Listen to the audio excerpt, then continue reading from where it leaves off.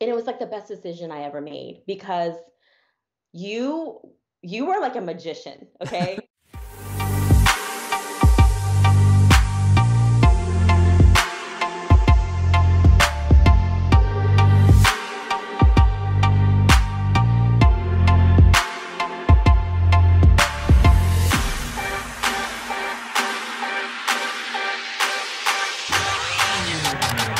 All right, so this is a podcast episode that I've been waiting for so long.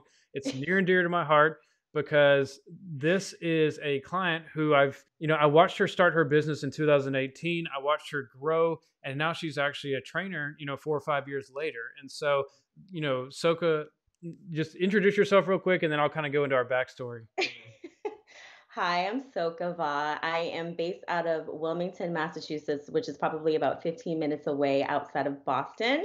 I've been in the permanent makeup industry since June of 2018, and I've grown to, I started out in a like 100 square foot room and I'm on my third studio. Actually, this is my fourth one because the first one is my daughter's bedroom, which is totally illegal in the state of Massachusetts. Nice. Yeah, so now I have three artists working for me, and I have a studio side as well as an academy side. And I'm really excited about it. Yeah, I remember the first time we tried, like, because back in that day, I was like, yeah, you need to make video content, get yourself out there. And, I still remember, I can see in my mind, like, you were making this YouTube video talking about your services, and you made a bloopers clip where you were like showing, like, you were drinking a bottle of wine and the wine was Yeah. gone because you were, nervous about doing a video. And I just thought that was so cool to get yourself out there like that. Yes. So I was very hesitant about whether or not I wanted to have the champagne in my hand um, because I was thinking, like, do I want to maintain that professional appearance or do I want to be me and be relatable and just the real version of me? Because if people, if people are going to spend a couple hours with me and a couple $100 with me, I want them to like me for me. And I remember you saying like, um, not to do it, but you know what? I'm so glad that I did. Drinking that wine really helps get in front of the camera because being in front of the camera is so scary and so vulnerable because we are literally putting ourselves out there in front of the entire world. Yeah, so like to me, like I'm proud of you right now because like going from 2018 where you had to have a bottle of champagne to Yeah. do a video to now you're doing a podcast with me, unscripted. I think it's pretty awesome to see that growth. I thank you, thank you. I think it's like one of the most I tell my students all the time like it doesn't have to be perfect. It just has to be you and it does have to convey some sort of message and I think it's better than nothing because especially using it on a YouTube video you get more there's multiple reasons why we try to do it on YouTube for embedding codes and on your website and just Mhm. I'm rambling on and just being out No there. I worries. think it's important. So do you I still lost have my that YouTube channel? Do you post videos on it? Oh my god, I still have a YouTube channel. I still have that YouTube video. I was Mhm. thinking about taking it down, but honestly, Jake, like from that video alone, it took me like 15 minutes to make. I edited it myself on my computer. The lighting was trash. The quality was trash. But I was booking people from that video. Wow. I booked people. People were like, "Hey, I saw you on YouTube, and I think you're really funny." And I wasn't trying to be funny, but it was just who I was. And they felt comfortable around me, so I got bookings that way. And I was just like, "All right, let's just keep it." Love it. Yeah, I think so. Like, and I'm guilty of this myself. Sometimes we try to be like too perfect on video, and it just if you try to be too perfect, you end up being like a robot, and nobody relates to that. So like getting yourself out there like that, and kind of even showing the bloopers when you do a video is pretty cool. Yeah. It just reminds people that like you are working with a human being. Yeah, exactly. So Mm. you started back in 2018. It's been a little over 4 years now. What if you could go back in time and say like, hey, you need to do this, or like, what's the one thing you would tell yourself? So, a couple things. If I could start all over, or if I could go back in time, I would depending on where I'm at right now, like I'm in the state of Massachusetts, so it's really important for me to be trained by someone who is accredited. Hmm. And at the time, I couldn't afford expensive training. I mean, my first training cost about $3,800, but the one that I really wanted was costing $6,100, and I was like, "Ooh, that's a steep for me." And I took my first training with someone else, and I don't regret that. I learned, she made me the microblader that I am today in terms of my skills, but that class was not accredited. So I had to find a way to start my business legally. And that stopped me for about 6 months. Hmm. Um, so figuring out what the regulations are in my state or in your state is so important. That way you can start off on the right track. Um, the other thing that I would do is trying to not cut corners. Cutting corners does not save you time, and it actually costs you so much more in the long run. Um, and I understand that trying to save a lot of money in the beginning is crucial because you might not have a lot to start with, but paying someone to do it for you, like to do whatever the task is, starting a website, having a mentor, having a coach, and implementing those things, like was is the most important thing. Hmm. Having a mentor is probably what would have saved me a lot of time and money, because they're just giving you the blueprint. They're like, here you go. Here's how I was successful. I'm just going to give you the roadmap, and your job is to implement it. And my job is to hold your hand and make sure you're doing it right. But back then, we didn't have that, Hmm. right? We kind of started, you start a little bit earlier, but back then we didn't have that. And now that there's so many mentors everywhere. So, what a great time for people to start permanent makeup and to have that support. Yep, for Yeah. sure. So where would you recommend people finding a mentor? You, you and me. um, I would recommend, where would they find it? If I were to look for a mentor, I would have to find someone, I would say on Instagram. I would say ask around on Facebook pages, Facebook groups, get into Facebook Facebook group that has permanent makeup in it, and really put a post out there, and then stalk the potential mentor, stalk an artist that you really like, and see if that person is someone who you can learn from. That's where I would start. Okay, awesome. So, as far as like, going from, solo to having multiple team members, what was the process like? Like, did you just like hire multiple people at once, or did you hire one person at a time? Like, what are your best like hiring tips? Like I said earlier, I wish I had a mentor when it comes to hiring people. I made a lot of mistakes that cost a lot of money. I hired an artist, and then like gave her everything that I knew, like probably way too much. Mhm. And then eventually, very shortly after that, she left. Mm. So I was heartbroken, and I was like, I'm never going to do this again. I was torn, and I was just devastated, and I didn't want to hire anyone anymore. So that leads me into my next tip, which is to get serious about hiring people, um, read their resumes, figure out how, like, when they're applying for a job position with you, um, actually see how they approach you, whether it's through email and whether it's through Instagram. Like, please don't hire people that's like hitting you up on Instagram. A real artist who wants to take this seriously is going to send you their resume via email, Mhm. and being very detailed about it, including a portfolio.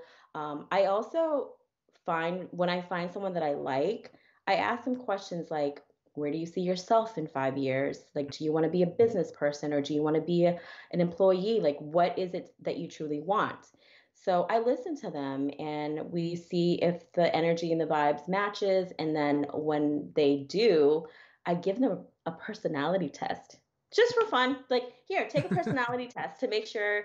And I look at it, and I share my results as well. And if we can vibe and coexist together, then it's a great fit. But like, whether they're introverted or not, like, it's the best way for me to understand how to work with them. Like, understanding people's personalities is important.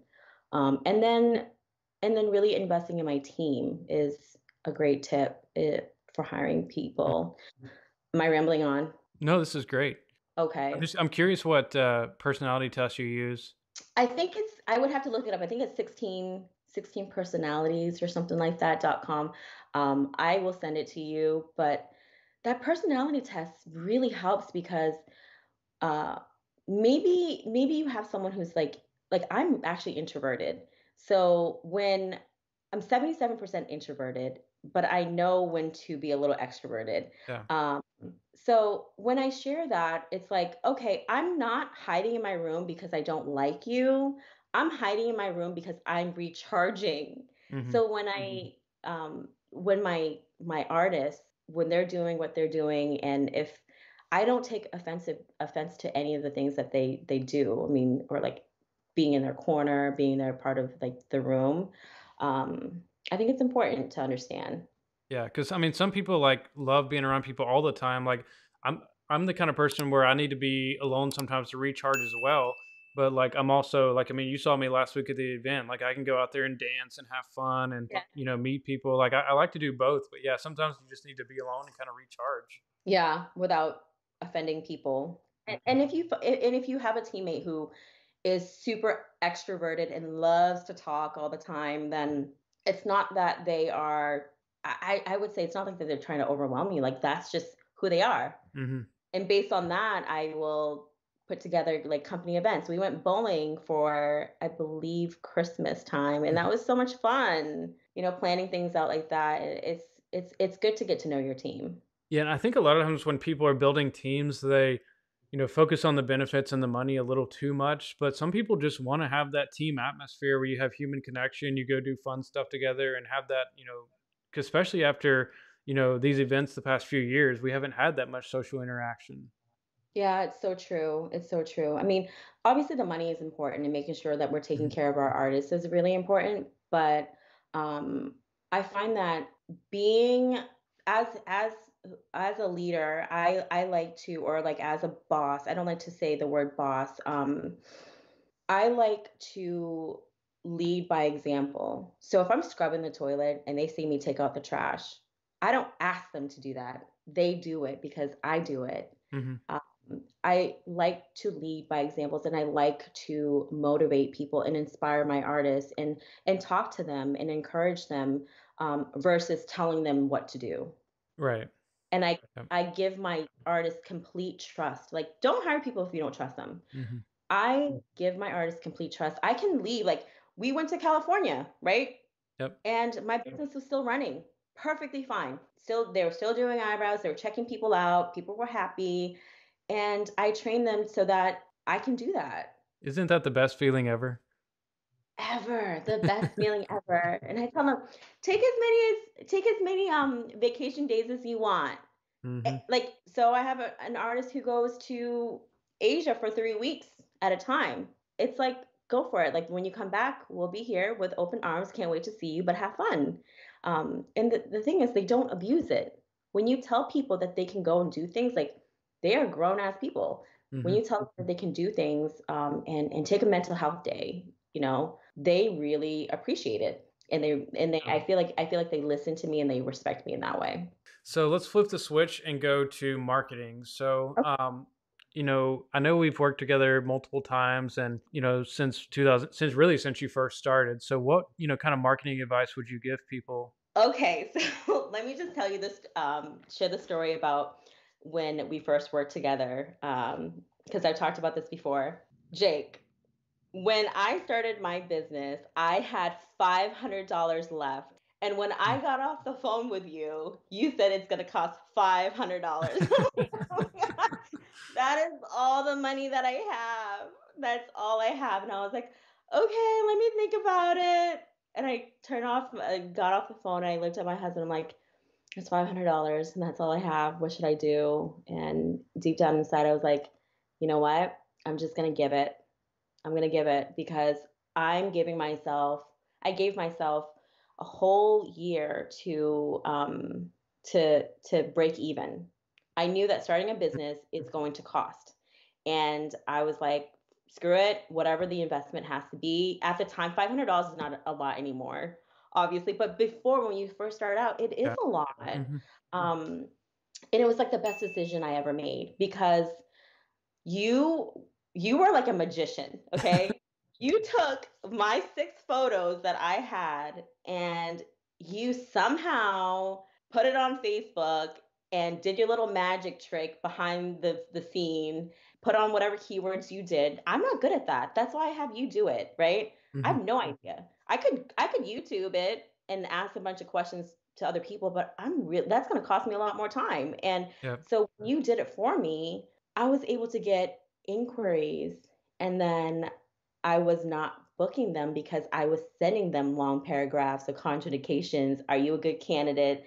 And people were just like, they read it and they left me on red. Yeah. So I remember reaching out to you. I'm like, I don't know what I'm doing wrong. And then you helped me out. I switched it up. And then I started getting bookings. So I started getting bookings, and I was then I was like 2 weeks booked out. And I was like, oh, I can pay my rent. I can afford ink this week. um, and then after 2 weeks, working with you again, you got me booked up by 2 months as a freaking newbie. And my story might not be the same as somebody else's story, but I knew that investing in marketing is so important. The thing is, though, as a marketer, your job, I mean, you have a ton of jobs, but your job is to give us the exposure. It's to put us out there, right? Hmm. So I would say, as my honest like advice, if your work isn't up to par, then maybe practice a little bit more and get better, and then advertise. But if your work is good and people like it, then definitely advertise, because either way, you're going to bring people to the artist. Um, like say for instance, me, if my work was trash, you're bringing people to me, and now I'm getting exposure, which is you're doing your job, but the exposure could be negative because they're like, okay, brow lady actually sucks, I'm not going to go to her. Or if my work was really good, people will say your work is really good. So like it just depends on your skill level as well. Yeah. So I mean that I feel like that's how it is with any business. Like you're right. Like right. for PMU, like browse is your product, and so if you don't have a good product, don't take it to Yeah, market yet. Don't you don't really have a business until you have a good product. I feel like, or you shouldn't have a business right. until you have a product you believe in. Absolutely, absolutely. And I think the biggest mistake or biggest misconception, wow, the biggest misconception is that I'm going to hire a marketer and I'm going to get booked up. No, you can hire a marketer, but you need to make sure your product is good so that people like it. Yep. That's it. And it takes time. It takes time to build your business. And even if you are booked out, I'm booked out until May.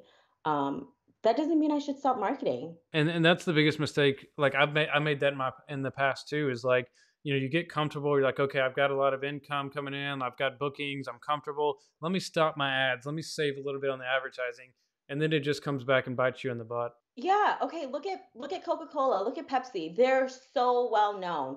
Are Yep. they they're not gonna be like, "Oh, we're selling so much Coca-Cola. Let me just stop this advertising." No, they're gonna pay millions of dollars to get into that Super Bowl commercial. Yeah. Because It doesn't you matter. got to always stay on top. Because if you don't, like your competitor is going to catch up to you before you know it. Exactly. And then this day and age, if you are not seen, then you're forgotten very Yep. quickly. And I know, like in the past, like I've really harped on. I mean, content's obviously important, but if you're not going to get in front, like even if you have the best content right now, it's hard to get in front of people without ads. Like the algorithms are tough. You're competing with puppy videos. You're competing with so much stuff for attention. So without ads, it's just so hard to even be seen at all. Yeah, I agree with you 100%. Because you can have like the best video scripts, you can have like the nicest, outfits, the best looking brows, but if nobody sees you, then nobody knows you. Yeah, what's the point of being good if nobody knows who you are? Yeah. And that's That's where I think people think ads are the end all be all for everything, which ads are very important. But like, obviously, like you said, you still got to have good work. You still got to be a good business person and you got to know how to close the deal, which I mean, we do teach how to close the deal. But, as far as connecting with leads? You said that you made the typical amateur mistake. You send like, paragraphs of info, contradictions, all this stuff to a new lead. Like, how do you respond to leads differently now? Oh, now it's like somebody reaches out, "Hey, I'm interested. Can I get some more information?" If they even say hey. Yeah. People don't even say hi now.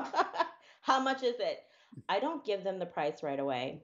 I say, "Hi, how are you? Like, what what would you like me to do with your eyebrows? Like, what do you want to change about your eyebrows?" Hmm. Right? I try to figure out what is their biggest insecurity? What is their biggest problem? What is keeping you up at night where you're scrolling through Instagram, scrolling through Google to find solutions for your eyebrows? So that's what I want to know. I want to know what your issue is. And then I ask for a picture. And I'm like, "Oh, can you just send me a picture so I can see it if you have time? Something unfiltered, full face.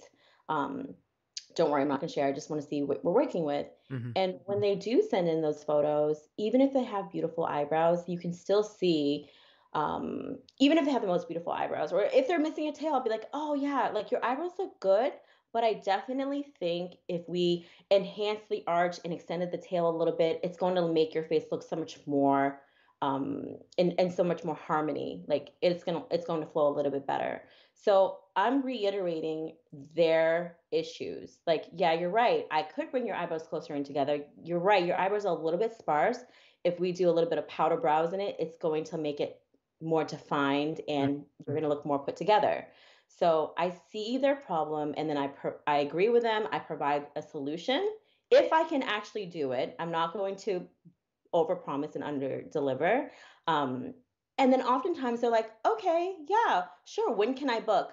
"Ooh, you can book with me. I'm like kind of booked out right now, but let me see. Like, let me give you, I can squeeze you in on this date." And I give them a date. I Hmm. give them one or two dates and some times. And if most of the time they'll take it. And when they say, "Yes, I'll take it," I will either send them to my booking site or if they're already here, like I try to make it really easy for people. So I'll just book it for them.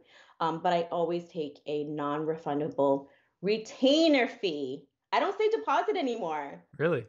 Hmm. Yes, because deposits in some states, if they ask for a deposit back, like you have to give it back. But if you say a retainer fee, then you're good. You don't have to give it back. Wow. I've never heard that before on the podcast, so that's pretty cool. Yeah, that's a tip from another lawyer. Love it. Retainer So if you are watching or listening to this, like she literally just gave you guys her script. And so if you're getting value from this, stop right now and go leave a review on the podcast or comment below and like this video just to show a little love. All right, so we had to quick technical difficulty. She had to turn on some lights because it's getting dark there in Eastern time zone. So that's why we have the beautiful purple lights now. But it's awesome.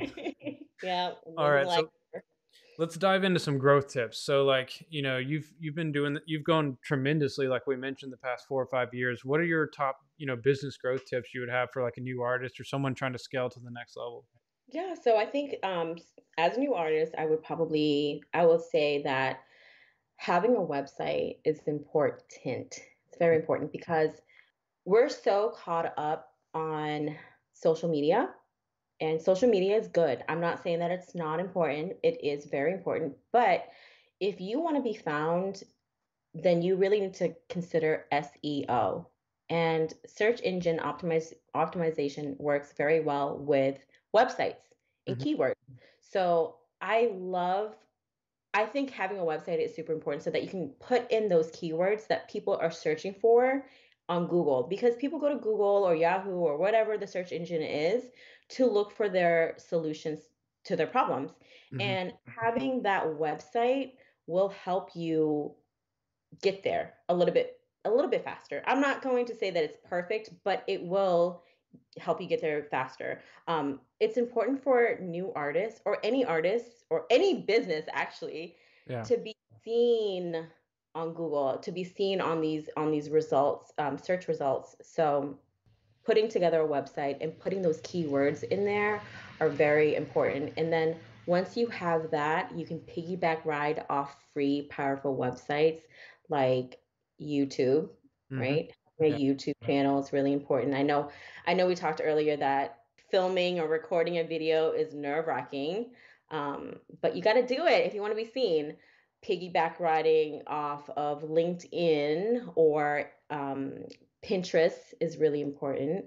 Just all of these free websites and creating an account and being active on it. I know it sounds overwhelming, but if you want to be seen, then you want to show up when people search for um, microblading or whatever services and products that you're selling.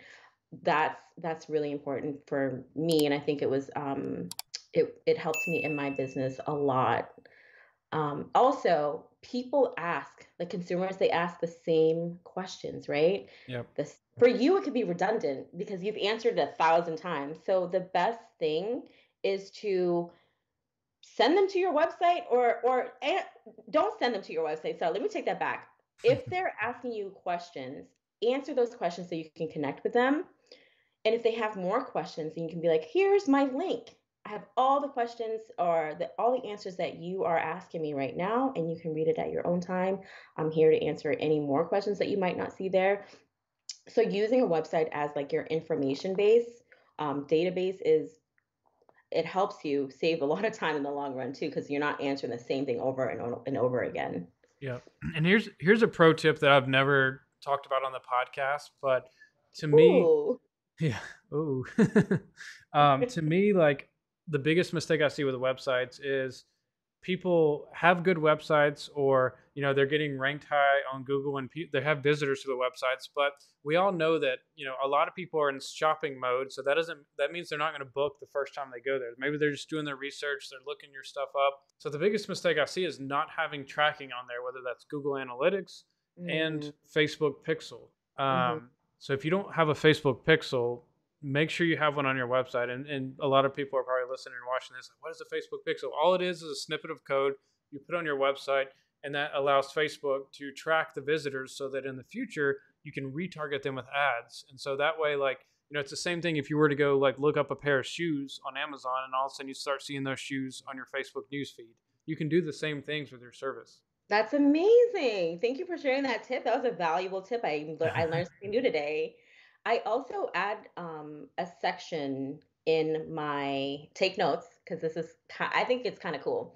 I Yeah. add a section in my client medical history form. I ask, where did you find me?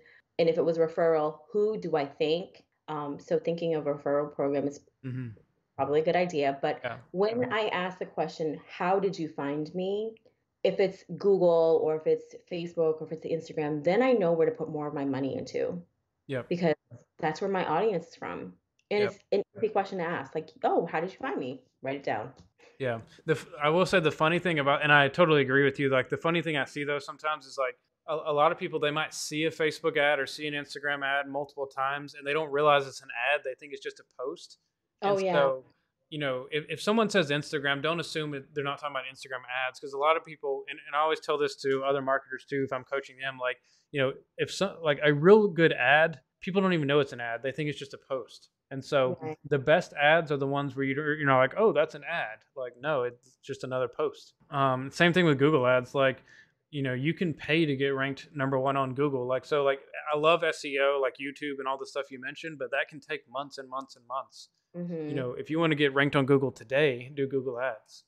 Oh yeah, 100%. 100%. Um, Google Ads really helps in my business as well. Hmm. Like I have to worry about booking up 4 people, including myself. So I need to be out there. Yeah. And I can't go knocking on doors. So that's why I do Google Ads. Yeah, and the thing is, like, even people who might be watching this, like, well, Jake, I already rank high on Google naturally. That's great. But if you're not also running Google ads, then your competitor who maybe doesn't organically rank higher is now ranking higher than you because they're running ads. And so you gotta have natural SEO and Google ads to really be on top, if that makes sense. Mhm. I agree. Yeah. Gotta Gosh, see I love it. I've never talked about this kind of stuff on the podcast before, so you know, nice job on you to get the subject matter out. Yeah, I'm pulling it out. Here's some Yeah. free education right here. Yeah. So, if they want to follow you on Instagram and check out your content, where can they go? They can follow me at Brow Lady Microblading. super simple, super easy. It's just brow lady microblading, and that's the same thing. Or for my website, it would be Awesome. microbladingbrowlady.com. So if you're watching or listening to this and you're like, wow, this is a lot of good tips and stuff, go give her a shout out, tag her on your stories or just send her a message and say, hey, thanks so much. Yeah, reach out. I love it when people reach out, and if I can help you in any way, just let me know. So do you do like mostly beginner training or also advanced training? I do both. Okay. I do beginner training, 4-day training, and then I do fundamental trainings, which is the 100-hour AAM accredited course, and that's 6 days.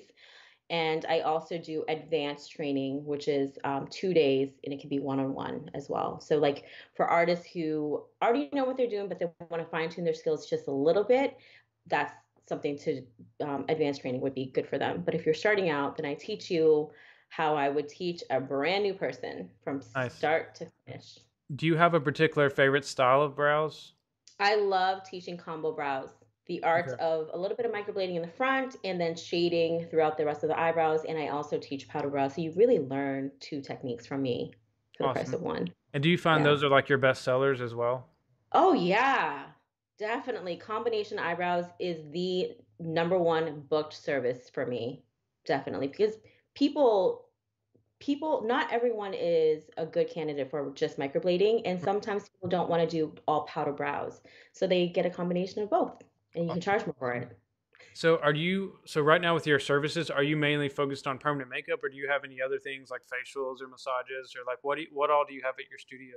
So I am providing all permanent makeup services, which is, I can't say all actually. Let me take it back. I provide permanent makeup services, including brows, lips, scalp micropigmentation.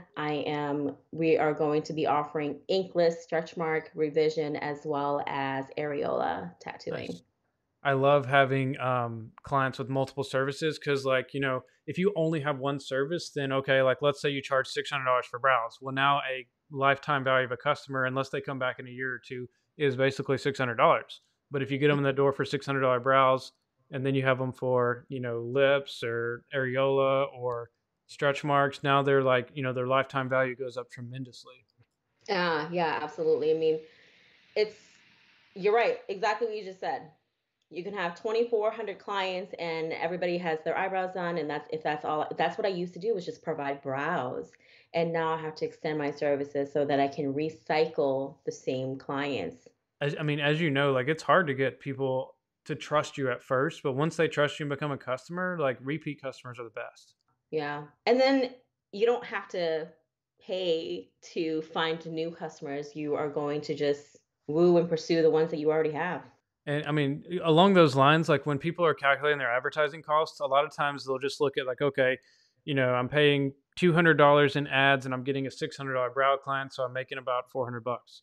Mhm. Whereas like when you have multiple services, like, okay, I can cost per acquisition of a new client, 200 bucks, but now I can turn them into a repeat client, get referrals, and that increases their potential to maybe $2,000 or $3,000.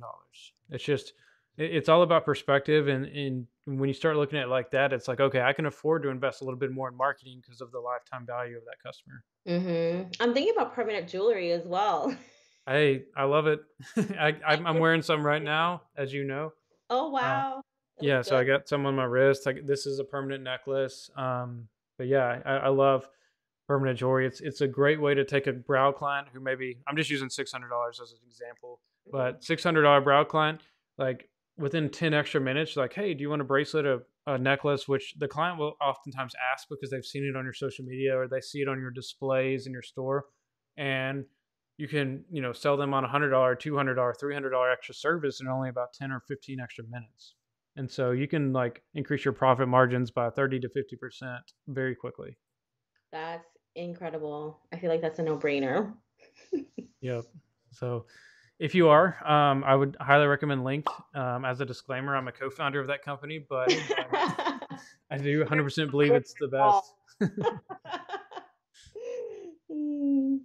Is your necklace permanent? It's not, but this is. Nice. I tried it I don't know if you can see it. Mm-hmm. I got this at the AAM convention Sweet. just to see what the big fuss was all about. And Yeah. I love it. It's so Mhm. dainty. It's light. Can't even tell that I'm wearing it, and it doesn't get in the way of anything. Yeah. It's a fun service.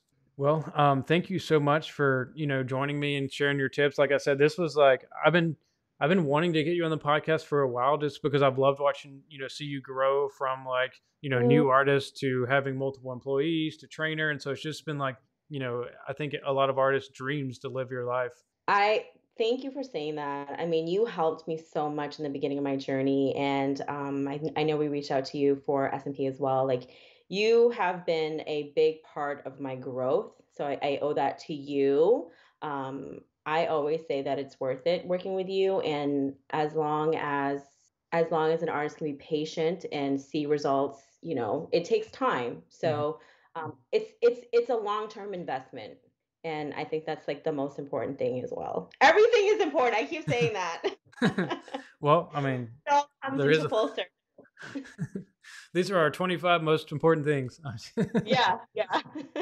No, I think this podcast was awesome, so I appreciate it. I think a lot of people are going to learn a lot from this, and so, like I Right. said, if you're watching or listening to this, go to it's Brow Lady Microblading on Instagram, right? Brow Lady Microblading on Instagram. Yeah, Yeah. sweet, Yeah. awesome. Go give her a follow, go give her a message, and tell her thank you. Thanks. Awesome. Well, thanks for joining me so much, and obviously I'll see you around because we're Alrighty. alrighty. See you. Bye. Bye.